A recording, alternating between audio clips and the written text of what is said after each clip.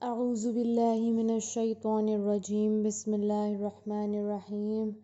رب اشرح لی صدری ویسر لی امری واحلل عقدۃ من لسانی یفقہوا قولی ربی زدنی علما اللہم فقہنا فی الدین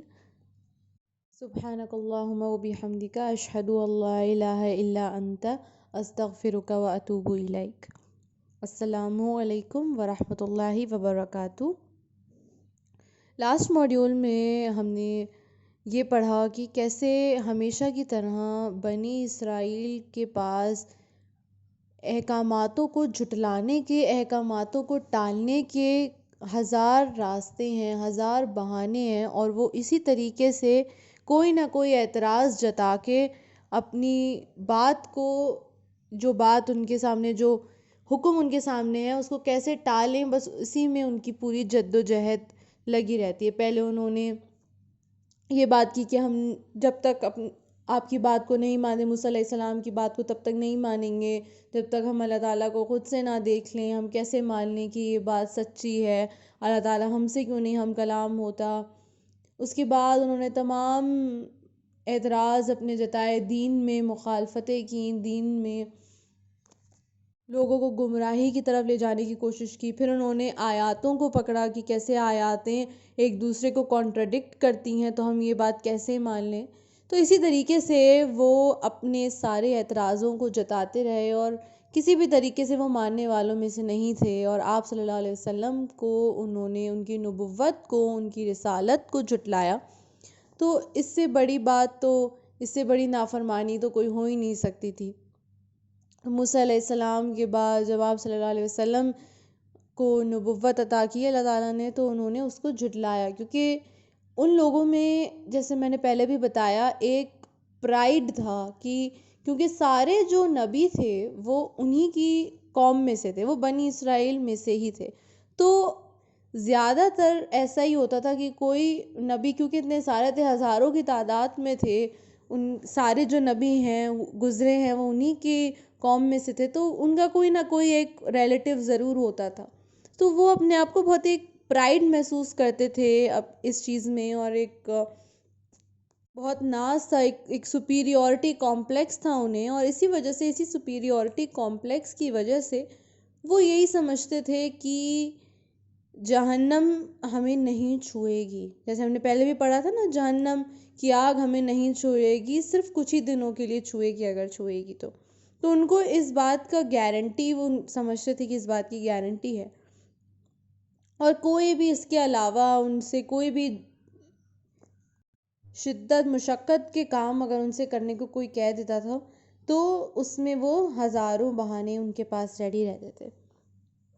یہاں پر اللہ تعالیٰ نے واضح طور پہ بتا دیا ہے کہ کیا صحیح عمل ہے، کس چیز کے بنا پر ڈیسائیڈ ہوگا کہ کون جہنم میں جائے گا، کون جنت میں جائے گا۔ تو اللہ تعالیٰ فرماتا ہے وَأَقِیمُوا الصَّلَاةَ وَآتُوا الزَّکَاةَ، یہ ہم نے پہلے بھی پڑھا تھا، کیونکہ یہ جو زکوٰۃ اور نماز کا جو معاملہ ہے یہ ہمیشہ سے چلتا آ رہا ہے، یہ امت مسلمہ کے پاس بھی آیا اور بنی اسرائیل کے پاس بھی تھا۔ یہاں پر اسی چیز کو ریٹریٹ کیا جا رہا ہے، اور پھر بتایا جا رہا ہے وَمَا تُقَدِّمُوا لِأَنفُسِكُم مِّن خَيْرٍ تَجِدُوهُ عِندَ اللَّهِ، تو جو اچھے کام کرے گا، اس کے علاوہ جو یہ سب چیزوں کو بٹورے گا، جو نیکیاں بٹورے گا، وہ نیکیاں اللہ تعالیٰ کے لیے، اللہ تعالیٰ کی رضا کے لیے بٹورے گا، اور جب وہ اللہ تعالیٰ کی رضا کے لیے ان نیکیوں کو بٹورے گا تو اللہ تعالیٰ ان کو اپنے پاس جمع کر لیتا ہے۔ تو یہاں پر اسی بات کی یاد دہانی کرائی جا رہی ہے کہ جو لوگ سمجھتے ہیں کہ ہمارے جو اعمال ہیں وہ ضائع جانے، کوئی بھی نیکی ایسی نہیں ہے آپ کی جو ضائع جا رہی ہے۔ اگر آپ نے زکوٰۃ دی ہے، نماز پڑھتے ہیں، ہاں یہ بشرط ہے کہ اس میں اخلاص ہو، نیت آپ کی صاف ہو، اور پورا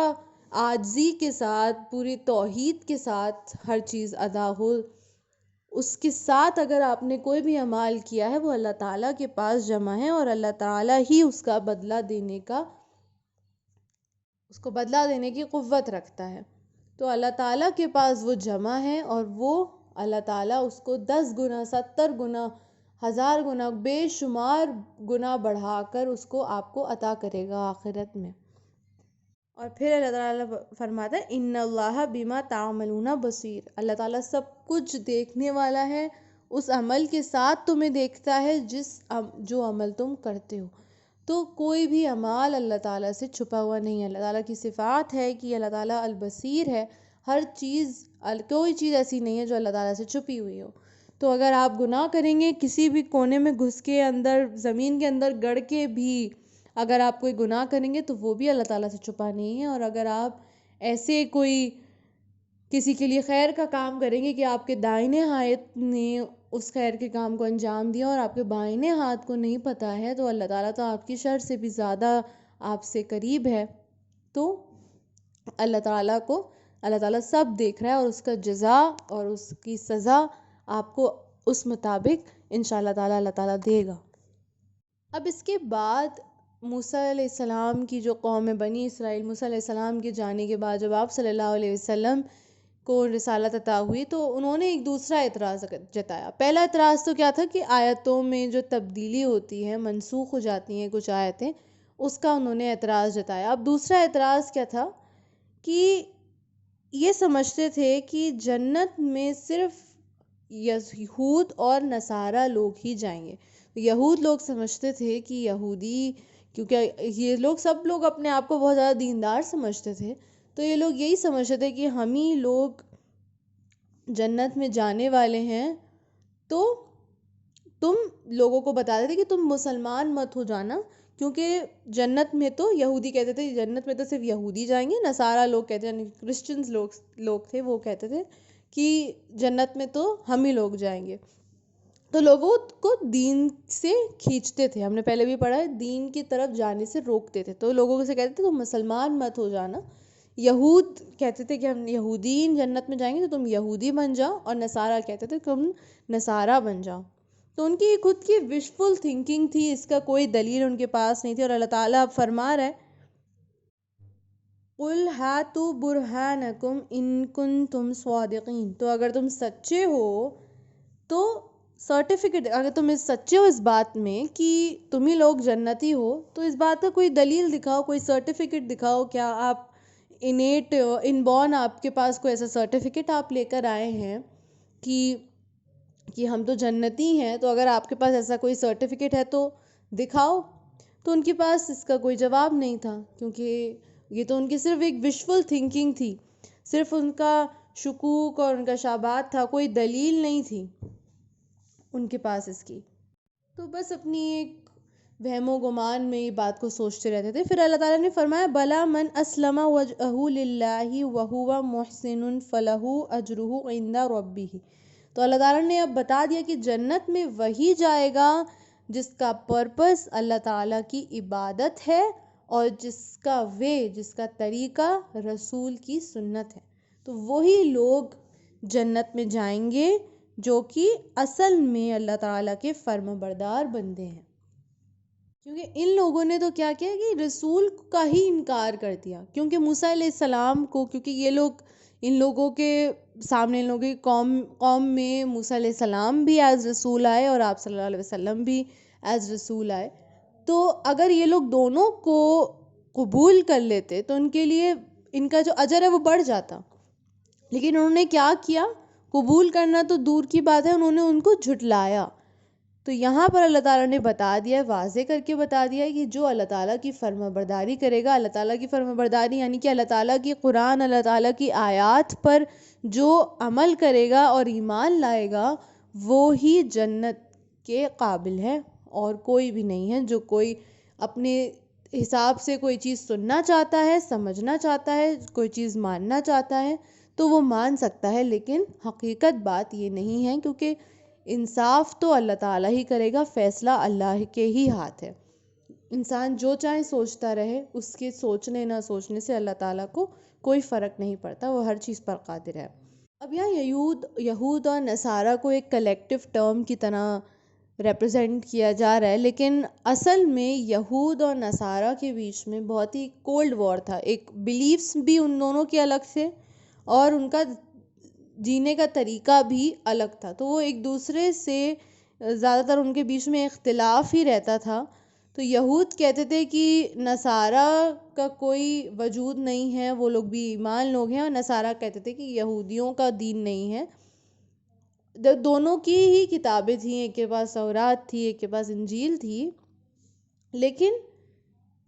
لیکن جب کبھی بھی بات آتی تھی مسلمانوں کے اگینسٹ کھڑے ہونے کی تو یہ دونوں اکٹھے ہو جاتے تھے۔ تو یہ تھا، ویسے تو الگ الگ رہتے تھے، ایک دوسرے کو بہت ڈیمین کرتے تھے، لیکن کہتے نا کہ جو دشمن کا دشمن ہوتا ہے وہ آپ کا دوست ہوتا ہے۔ تو یہاں پر کیونکہ ان کا ایک کامن اینیمی سمجھتے تھے مسلمانوں کو، تو ان کے خلاف یہ دونوں اکٹھے ہو جاتے تھے۔ تو اللہ تعالیٰ یہی بتا رہا ہے کہ آپس میں بحث مباحثے یہ لوگ کتنا ہی کرتے رہیں، حق جو ہے وہ اللہ تعالیٰ قیامت کے دن بتا دے گا کہ کون حق پہ تھا اور کون غلط تھا۔ تو کون نصارہ ٹھیک تھے یا یہود ٹھیک تھے، کیونکہ دونوں ہی شرک میں مبتلا رہتے تھے۔ یہودیوں نے مانا کہ آخری نبی کے آمد کے انتظار میں رہتے تھے، ان کے منتظر تھے ان کی آمد کے، لیکن نصارہ تو بالکل ہی جہالت کی طرف سے، کیونکہ جب ہم نے پہلے پڑھا تھا نا کہ جو لوگ ہم نے اللہ تعالیٰ سے دعا مانگی تھی کہ ہمیں سیدھا راستہ دکھایا، اور ان لوگوں کا نہیں جن پر غضب ہوا، تو غضب کس پر ہوا تھا؟ یہودیوں پر ہوا تھا۔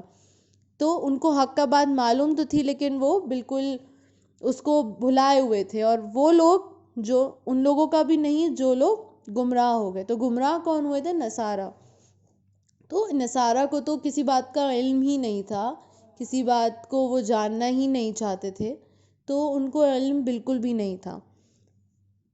تو یہ اللہ تعالیٰ آخرت کے دن واضح کر دے گا کہ کون حق پر تھا اور کون غلط تھا۔ تو یہ ایک جنرلی بھی ہم سب کے لیے بھی ایک وارننگ ہے کہ اگر ہم بحث میں مباحثوں میں دین کے نام پر یا پھر دین کے علاوہ جو ہم لڑتے جھگڑتے رہتے ہیں، ہم ہر کوئی بھی ماننے کو راضی نہیں ہوتا ہے کہ ہم غلط ہیں، تو یہ تو فیصلہ آخرت کے دن ہوگا۔ المقسط اللہ تعالیٰ سراپا انصاف ہے، العدل اللہ تعالیٰ اچھے برے کا بدلہ دینے والا ہے، تو یہ تو قیامت کے دن واضح ہو جائے گا۔ تو ابھی کے لیے جو ہم بحث مباحثوں میں پڑھے ہیں، کوئی بھی ابھی نہیں کہہ سکتا کہ ہم صحیح تھے ہم غلط تھے، یہ تو اللہ تعالیٰ کے اختیار میں اللہ تعالیٰ فیصلہ کرے گا۔ تو بہتر یہ ہے کہ جو پوری دنیا ہے آج مسلمانوں کے اگینسٹ ہو رہی ہے، تو ہم مسلمانوں کو، مسلمان بھائیوں کو اپنا دوست بنائیں اور ان کے ساتھ اچھا معاملہ پیش کریں، اور دین کے مددگار بنیں، دینی بھائیوں کے مددگار بنیں، اور آپس میں لڑنے جھگڑنے سے بہتر ہے کہ اسلام کو ایک بڑی طاقت بنائیں، اور جو مسلمانی گروہ ہیں، جو تبلیغیں ہیں، اس کو صرف اتھارٹی یا لیڈرشپ کمانے کے لیے استعمال نہ کریں، دین کے کاموں میں دین کے مددگار بنیں۔ پھر اللہ تعالیٰ فرما رہا ہے وَمَنْ أَظْلَمُ مِمَّنْ مَنَعَ مَسَاجِدَ اللَّهِ أَنْ يُذْكَرَ فِيهَا اسْمُهُ وَسَعَى فِي خَرَابِهَا۔ یہاں پر میں تھوڑا سا ایک بیک ڈراپ بتانا چاہوں گی کہ جب ہجرت ہوئی اللہ تعالیٰ کے حکم پر، آپ صلی اللہ علیہ وسلم مکے سے مدینہ میں انہوں نے ہجرت کی، تو وہاں پر جب مدینہ میں وہ آئے، اس کے بعد کیونکہ وہ مکے کو بہت زیادہ ان کی ایک اٹیچمنٹ تھی، اور وہاں پر وہ جانا چاہتے تھے، اس جگہ کو مس کرتے تھے، تو وہاں پر جب وہ ایک بار عمرہ کے لیے گئے تو وہاں پر مکے کے لوگوں نے ان کو عمرہ کرنے سے روکا۔ انہوں نے بہت کوشش کی کہ وہ عمرہ کرنے نہ آ پائیں، اور ان کو وہاں سے ہی واپس کرا دیا، ان کے اور ان کے ساتھیوں کو۔ تو وہاں پر کیونکہ مکی لوگوں نے ان کو آنے سے منع کر دیا، جبکہ وہ ایک دینی کام کے لیے وہاں پر آ رہے تھے، تو اللہ تعالیٰ اسی بات کو بتا رہا ہے کہ کیسے انہوں نے اللہ تعالیٰ کی مسجد میں آنے کے لیے، اللہ تعالیٰ کے دین کے کام میں کسی کی ایک اڑچن ڈالی، ایک روڑا ڈالا، ان کو نہیں کرنے دیا وہ کام، کیونکہ وہ اچھے کام کے لیے حالانکہ جا رہے تھے، ان کو وہ کام نہیں کرنے دیا۔ تو ایسے لوگوں کو اللہ تعالیٰ نے ظالم، شمار کیا ہے، ظالموں میں شمار کیا ہے ان لوگوں کو۔ تو سب سے بڑا ظالم وہ ہے جو لوگوں کو مسجدوں میں جانے سے روکتا ہے، جو اللہ تعالیٰ کے دین کے کام کرنے والے لوگوں کو روکتا ہے۔ انہوں نے کوشش کی کہ اللہ تعالیٰ کا نام نہ لیا جائے، کیونکہ مسجد تو ایک ایسی جگہ ہے جہاں پر صرف اللہ تعالیٰ کا نام لیا جاتا ہے، اللہ تعالیٰ کا ذکر ہوتا ہے، تو اس سے ان لوگوں کو روکتا ہے، تو وہ سب سے بڑا ظالم ہے۔ آج کل تو لوگ مسجد میں اکثر میں نے یہ نوٹس کیا ہے کہ صرف مسجد میں صرف واش روم جانے کے لیے اور اپنا فریش ہونے کے لیے لوگ جاتے ہیں، اور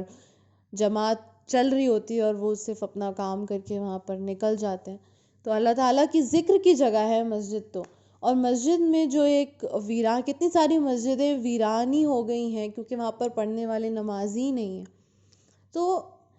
یہ کیا ہے؟ یہ سب جو دین کی طرف اٹریکشن ہے وہ کیوں رک رہی ہے؟ یا تو لوگ خود رک رہے ہیں، یا پھر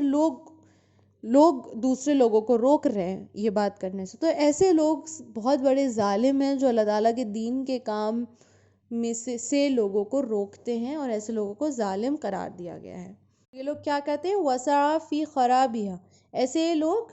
خرابی پیدا کرتے ہیں، پوری جو ایک نظام ہے،